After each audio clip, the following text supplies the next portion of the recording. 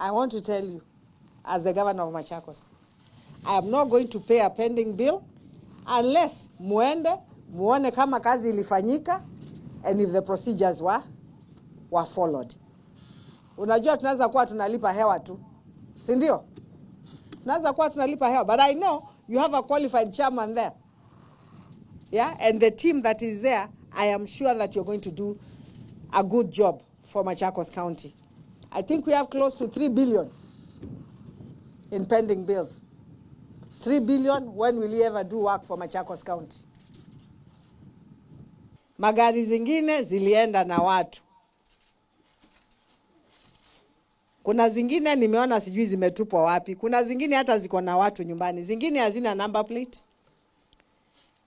The vehicles had not even been identified as Machakos County vehicles.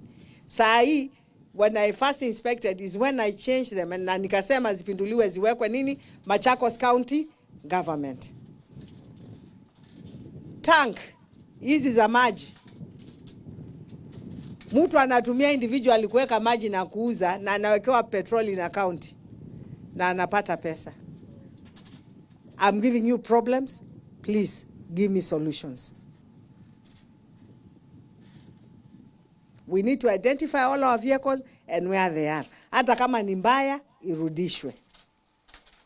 Na hata tinga, we have different, even our hizo tinga, some of them, we want to know. That's why you have some mechanics in your task force. Is it worth repairing them? Is it worth disposing them? Following the law? We want proper recommendations.